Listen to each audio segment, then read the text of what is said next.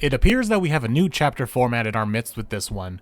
We had daily life chapters with various double-page story segments, which led to the creation of its cousin, the flirty daily life chapters. Or I guess its proper name, Daily Life with His Girlfriends. But I prefer to call them flirty daily life. Anyway, this new style of chapter needs a name as it rides in between being more than daily life montage, as it has less segments, but less than a singular full chapter story.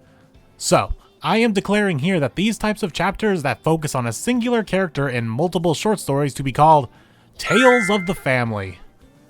Wait, isn't every chapter technically a tale of the family of them doing something? Hold on, let me workshop this. Okay, after a bit of workshopping, I have settled on these new types of chapters to be called Spotlight chapters. Yeah, not that fancy of a name, but we'll roll with it. So in this first installment of a Spotlight chapter, we are spotlighting everyone's favorite hidden Hashira, Mayay Kakuri, in Tales of Cats and Ice Cream. I'm Moonlight150, and this is my overview of the latest 100 Girlfriends manga chapter, Chapter 193, Mayay Knitting and Tama the Kitty, and Mayay and Kurumi's Back Alley Expedition. As always, I won't be going over everything as I encourage you to check out the chapter for yourself by supporting the official release as well as the fan scanlation team that brings us these chapters every week. Now, on to the Mayay goodness. Spotlight 1 has Mayay and Tama up on the rooftop like usual, where Mayay has been spending her time knitting away, where Tama's cat instincts kicks in and she wishes to play with the ball of yarn besides Mayay. Finding some joy in this, Mayay continues knitting but eventually finds Tama all tangled up in the yarn, unable to escape. Tama apologizes for being an annoyance by giving in to her feline urges to play with the yarn. But Mayay thinks nothing of it and instead ties the end of the yarn of the ball so there aren't any loose ends to get tangled up in. Then I'm not entirely sure what follows after that. Tama gets enamored by the ball, but then I guess gets bored of it? And her fickle feline urges suddenly hyperfixate on Maymay's chest instead, going into a full cat mode like trance and begins to knead on Mayay, which is too much for Mayay and she performs a misdirection, which I feel like we haven't seen in quite a bit. Maymay's gone quite better at not being embarrassed and shy about everything. Good for her. After Mayay slips away, Tama snaps out of her trance. Tama is stricken with guilt at being such an annoyance yet again. Later on, Tama tries to apologize, but Mayay catches on that much like an actual cat, things that move a lot catches Tama's attention. So she creates a knit mouse that is tied to her arm with a string, so it moves around as Mayay knits. Feeling remorseful, Tama asks why Mayay would go out of her way to do something so nice for, and I quote, a stupid cat. Mayay then confides in Tama how much of a reserved person she is, but that she's really happy with her newfound friends and greatly enjoys their company, including Tama's. Then, just as quick as the attention span of an actual cat, Tama switches to sniffing the knit mouse and becomes intoxicated on how much it smells like Mayay herself, and she admits that she likes Mayay's scent. And yeah, that's where we kind of end it. Moving on. The Mayay Spotlight moves on to the next story featuring Kurumi. Kurumi is back on the hunt for rare foods as she heard rumblings of a vending machine that has a super rare shortcake flavor ice cream, but to her dismay she can't seem to find it. Mayay then chimes in saying that she vaguely remembers seeing that very ice cream vending machine near the handicraft store that she goes to. Excited about the lead, Kurumi asks Mayay to show her, but that night Mayay becomes anxious at the idea of taking the lead and having Kurumi depend on her. Cut to the next day where Mayay and Kurumi meet up to go hunt for that vending machine. Turns out Mayay was so nervous that she arrived at the meeting location hours ahead of time, and is shaking visibly. Kurumi suggests resting for a bit, but Mayay decides to push through and begin the search. Mayay is so nervous about doing a good job at helping Kurumi that she panically rushes ahead without looking, and runs straight into a pole. But a bump on the head won't stop Mayay from fulfilling her duties to help Kurumi, and eventually they wind up at, well, it's not an ice cream vending machine, but a rice dream machine. Very common misconception, don't worry about it, Mayay. But in a panic to prove herself, she recommends going to the next street over, and they encounter the equally just as likely dice theme machine. Then to on a nice meme machine. Nice.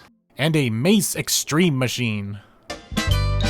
One of these things is not like the others. One of these things doesn't belong.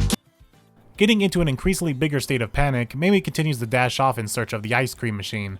But when Kurumi tries to calm her down, Kurumi's bag strap gets caught on Maymay's umbrella, which causes the two of them to fumble. Boy, Maymay's chest is taking a beating this chapter. and Mayay is in such distress that she even fumbles the misdirection and ends up face planting.